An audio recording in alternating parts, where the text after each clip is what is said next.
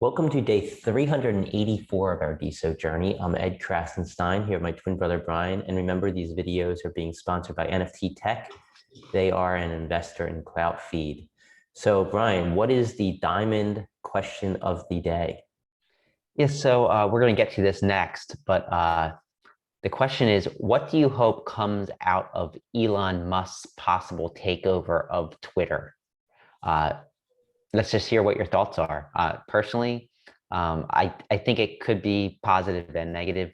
I think that ultimately, whether it succeeds or not, it's going to be up to the shareholders.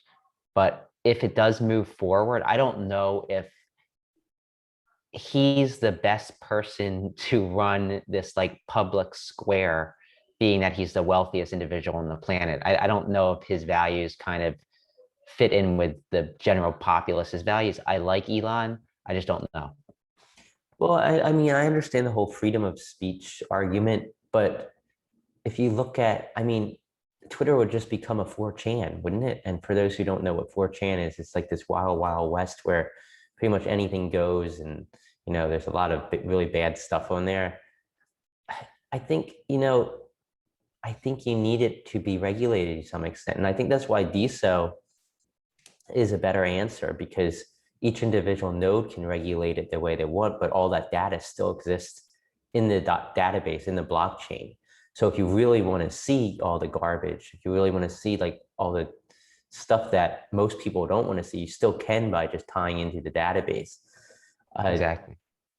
I hope he doesn't buy it. I really hope he does something on Deso. I mean, the odds of that, I don't know.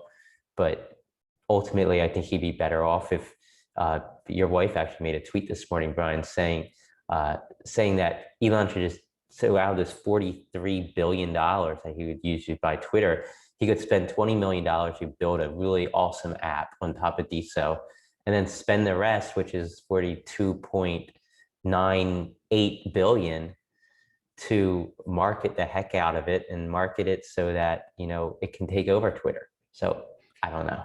Yeah, so I just want to cut in and just say, and if you answer that question, what do you hope comes out of Elon Musk's possible takeover of Twitter? Answer it. You'll get diamonds, most likely, 3 to 4 diamonds we've been giving away to those who give a relatively good answer, not just like a 2-word answer. But do that in the comment section below this post on Deso. And moving on, we just mentioned it, but Elon Musk has offered $43 billion to shareholders to try and take Twitter public. This represents about a 40% Private. premium. Try to take Twitter private. Private, I'm sorry, yeah. This represents approximately a 40% premium over the current share price, which would be about $54 per share. I expected it. I thought he was going to do this, and I think this is why he didn't join the board of directors, because he is trying to do a hostile takeover. Now, whether the shareholders accept it or reject it, I don't know. Many analysts think that it's too low a price, since Twitter shares were trading as high as $70 just last year. So we'll see. Like you said, Ed, he might be better off bringing things to a blockchain and spending this money on building that. I think that there is the danger that if he does open things up, I think it could become a 4chan. We'll see. And I think that just because he's going to do a hostile takeover doesn't necessarily mean he wants to totally open everything up. There still could be rules.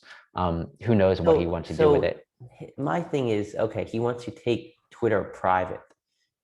So he basically wants to centralize it more rather than centralize it less.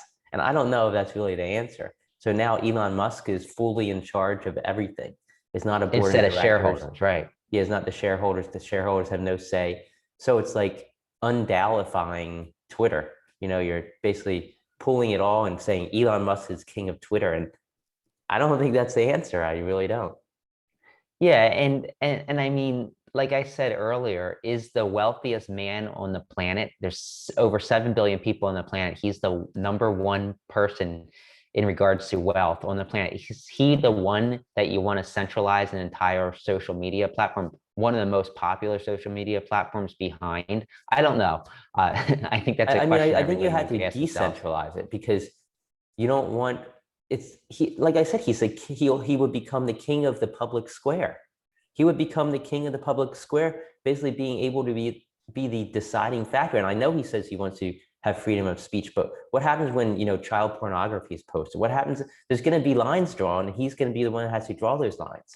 Unless maybe he has further plans. Maybe he does intend to integrate with some kind of blockchain and make it and add DAOs or add some sort of governance that can be decentralized. We don't know. So I think it's too early to say.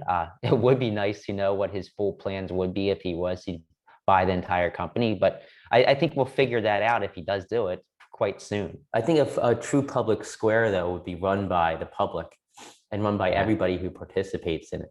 And even those who don't participate in it, they should actually own part of it because that's what a real public square is. Yeah, and Natter weighed in on all this this morning in a post, and he said our mission has never been more important than it is today, and I think that's really true. And user Christo actually replied and said, "What's the mission in one sentence?" And Natter replied with 2 words: decentralized social. So what if we create a DAO that buys Twitter, does a takeover of Twitter, All for and then 55 a share. well, and then what it does is it assigns a DAO coin to every single person on Earth, like, and the DAO coins are minted as the population changes, and everybody has a right to claim their one DAO coin. And then you have equal say as everybody else in the whole project. And sure, you can hire people to make decisions for you, but ultimately the vote of the people are what makes the ultimate decision. Well, it would be like a democracy. Like you vote in representatives, and those representatives have to kind of put the will of the people before their own will. Well, yeah, a democracy, but I mean, but without the electoral college, right? Right. Anyhow, so I think we can move on. Do we talk about everything there, Brian? Yeah, I think so. So LazyNina yesterday made a post that she has added support for generating a derived key with transaction spending limits, as well as submitting an authorized derived key transaction with spending limits in the developer hub. She thanked Ty Fisher for his help in this project, and Natter then reposted her post talking about this and explained what it means to Deso and everyone involved. And he said the change enables apps to safely and securely, one, build super easy to use mobile apps that allow normies, normal people, to sign up with one click. Two, submit transactions on behalf of users offline. Three, implement monthly payment or subscription models. That's four, right? Four, implement sophisticated financial protocols like lending or staking pools. And then Natter said there's more to come for Deso in the next few weeks. So I think this is a great step. I think it's going to allow for a lot of, ease when it comes to apps being built and apps being used on the Deso blockchain. Yeah, and I get the sense that we're on the verge of kind of like a breakout in Deso, where we're going to see a lot of really cool features coming, a lot of cool projects coming on board. I think the end of Q2 and the beginning of Q3 is going to be huge for this ecosystem. All those things Natter mentioned, I think, have potentials to have all sorts of really cool applications and even nodes form around them. Staking would be really interesting. The stuff around subscriptions. I think that we're about to see some exciting stuff happen. And then we have DAO coming next month sometime. If you're not excited about Deso yet, I think probably in the next few months you will be. And I know it's been a slow period the last 6 months or so, but I think that's about to change. And I think this is the start. It's not the bomb that I think we're going to see in the next probably 6 weeks or so when DAO launches and when the hard fork happens. But it's a start, and I think there's a lot to be excited about, regardless of the price of Deso right now. Yeah, for sure. And Verifiedcreator has something going on now. Yeah, so we talk a lot. We've been talking a lot about verified creators or seeking verified users and Deso. They're giving away $100 via a contest, as well as 10 free verifications to users. All you have to do is go to their Deso user account, Verified Creators, and they have a post linking to a tweet. All you have to do is go and and follow them on Twitter, repost that tweet, of course, and then comment on the link with your all-time favorite work that you've created. So something you've done, comment on it with your all-time favorite work of yourself. And $100 is going to be given away, as well as 10 free verifications. And I'm really excited about Verified Creators. I think that Randir and the team, they're working hard, and I think it's going to be an asset to the community and to the ecosystem as we grow and as we try and verify some of the people that might be creating DAOs, might be creating NFTs. It's all very important. Yeah, I agree 100%.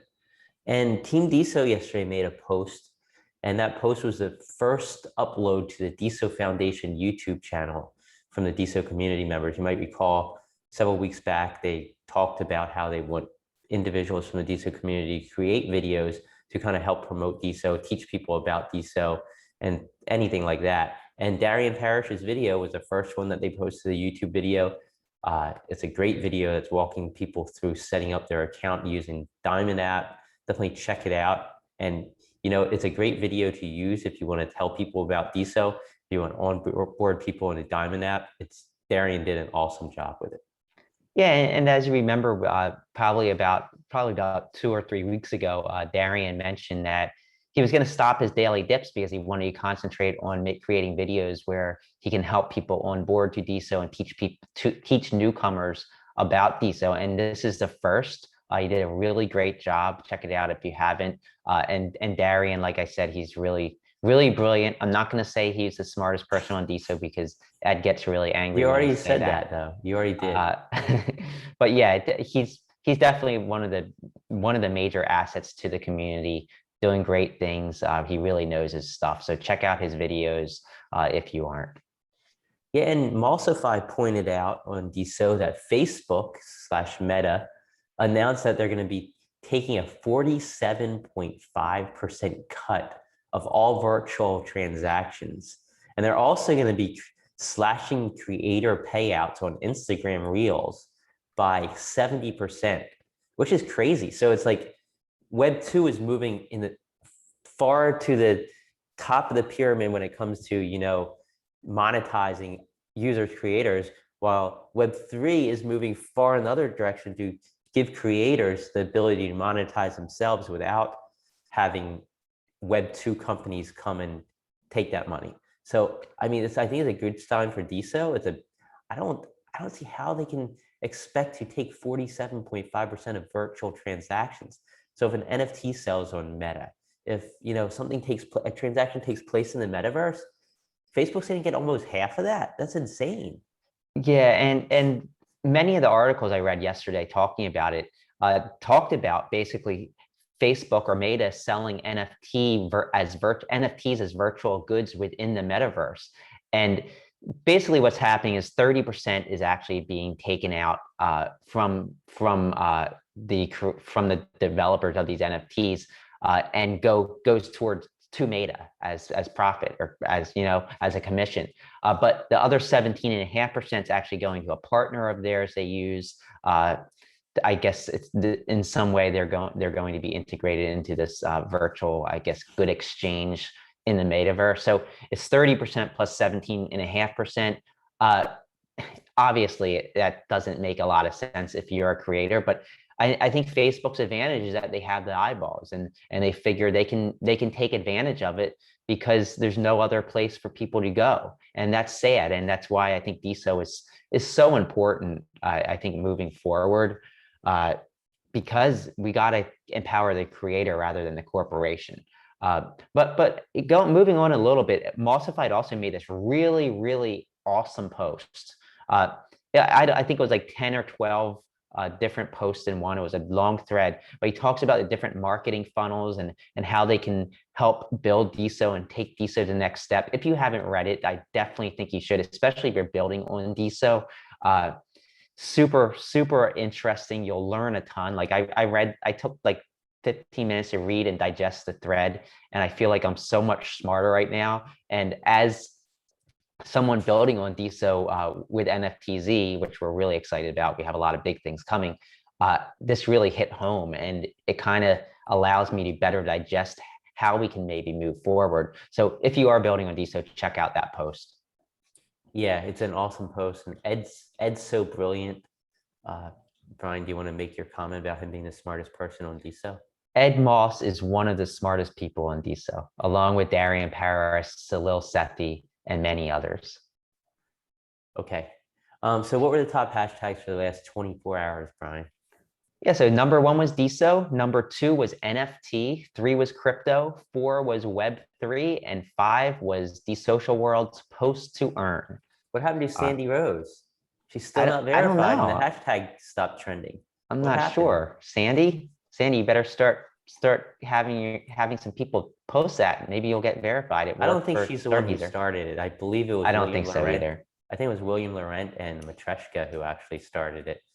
So I don't think Sandy really cares all that much if she's verified. I think that people know who she is and respect her. So I don't yeah, well, know. she's one of those people who's like said all along, I really don't care about verification on this platform, but others do. Others want her verified. They feel like she deserves it, and she does. Yeah, we Spending met her money. in LA. I can tell you she's a real person. She's not a robot or an AI. She's Well, you don't actually know. She real. could be a cyborg. We don't know that for I sure. don't think technology progressed that far yet. Could be a cyborg from the future. That's a possibility, I guess. Oh, you So want to moving cover? on, the Open Prosper top earners of the last 24 hours. Some interesting numbers. $4,054 was earned over the last 24 hours by 1,681 different creators. Now, I don't know if there's maybe bots or bot action involved here. Perhaps a bot is once again paying a bunch of people a small amount, but this is about 400 to 500 creators higher than it had been the last several weeks. We'll see. Maybe Salil can reply if he has time. No pressure, Salil. We'll see where this goes tomorrow and this weekend. 7 creators earned at least one Deso, which is kind of low. That's typically like 10 to 12. So that has me questioning the number of creators that earned. 2 creators earned 10 Deso. They were Seals and Dow Dow. Dow Dow earned $2,138 by selling their Dow Coin NFTs. After Seals was Cloutpunk, High Key, Rhubarb, Punks to the People, Verified Creators, who we just spoke about, Financial Advice, Unicat, and Catflow. Congratulations to the top earners on Deso. And I think that's all we have for today. No community events that we are aware of that are taking place today. We could be missing something. But yeah, everybody have a great day, and we will talk to you tomorrow.